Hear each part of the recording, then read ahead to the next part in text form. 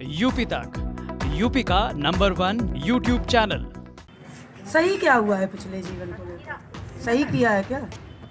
मेरे साथ सही होता तभी तो हम बताते कि सही हुआ है पिछले जीवन में। 12 साल की उम्र में क्या नाम है हाथ पीले कर दे गए। उसके बाद में ससुराल वालों ने बेच दिया 60,000 रुपये में। उसके बाद अत्याचार 8 साल भेड़ में सहे, फिर 12 साल जेल काटी। तो सही क्या हुआ है? कहाँ से सही लग रहा है आप लोगों को? क्या किया है किसानों के लिए सरकार ने? अब तक कुछ किया है क्या? नहीं, पार्टियों ने तो संपर्क किया पर हम पार्टियों के पास गए नहीं हैं। तो किस पार्टी ने संपर्क किया? क्योंकि हम किसी के दबाव में नहीं रहना चाहते हैं कोई पार्टी। ये है सीमा यादव। एक समय वो था जब बीहड़ में सीमा यादव की तूती बोलती थी, लेकिन पिछले कई सालों से सीमा जेल में बंद हैं। हालांकि 2022 विधानसभा चुनाव को देखते हुए सीमा यादव ने चुनाव लड़ने का ऐलान कर दिया। सीमा ने घोषणा की है कि वो जेल से ही कानपुर देहात की सिकंदरा विधानसभा सीट से निर्दलीय चुनाव लड़ेंगी। कानपुर जेल से पेशी पर आई सीमा ने पत्रकारों से बातचीत करते हुए योगी सरकार की एनकाउंटर नीति को गलत बताते हुए बीजेपी की जमकर आलोचना की। दस्यु सुंदरी सीमा यादव इस समय कानपुर जेल में एक हत्या के मामले में बंद हैं। 1.5 दशक पहले सीमा यादव का चंबल के बीहड़ों में डंका बजता था। यूपी में चुनाव की चल रही सरगर्मी में अब वो भी शामिल हो गई है। सीमा का कहना है कि उन्हें चुनाव लड़ाने के लिए लोक जनशक्ति, समाजवादी पार्टी, ओम प्रकाश राजभर की सुहेल देव पार्टी जैसे दलों ने संपर्क किया है, लेकिन वे निर्दलीय ही लड़ेंगी। उन्होंने साल 2017 में सिकंदरा से विधानसभा चुनाव और फिर 2019 में भदोही लोकसभा सीट से चुनाव लड़ा था। इस बार चुनाव लड़ने की तैयारी है? कहाँ से लड़ रही हो? क्या तैयारी है? सिकंदरा विधानसभा 207 से निर्दलीय चुनाव लड़ेंगे। तो ये तैयारी हो गई सब पूरी? बिल्कुल। घर अपने समर्थकों को, परिवार वालों को सबको बता दिया? प्रचार शुरू? मेरा कोई परिवार है ही नहीं। प्रशासन और सत्ता वाले ने कोई परिवार रखी नहीं है।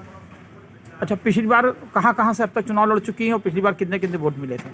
सिकंदरा विधानसभा से लड़े थे, कानपुर देहात से, तो 15 से वोटों से हार हो गई थी। और 2019 में लोकसभा मिर्जापुर से लड़े थे तो 50,000 वोटों से चले गए थे। 5.5 लाख वोट पाए थे। तो इस बार लगता है कि मतलब आप विधानसभा पहुंचेंगी? सोच तो यही है, फिर आगे ऊपर वाले की मर्जी है। तो किसी पार्टी ने संपर्क नहीं किया आपने कि लगता है किसी पार्टी से बात की, किसी पार्टी लड़ने चुनाव तो ज़्यादा आसान होता है? नहीं, पार्टियों ने तो संपर्क किया पर हम पार्टियों के पास गए नहीं हैं। तो किस पार्टी ने संपर्क किया? क्योंकि हम किसी के दबाव में नहीं रहना चाहते हैं कोई पार्टी से। तो किन किन पार्टियों ने संपर्क किया? जैसे मतलब कुछ है, कुछ एक दो जिन्होंने आके आया, जेल में मिले हैं, बाहर मिले, कैसे मिले?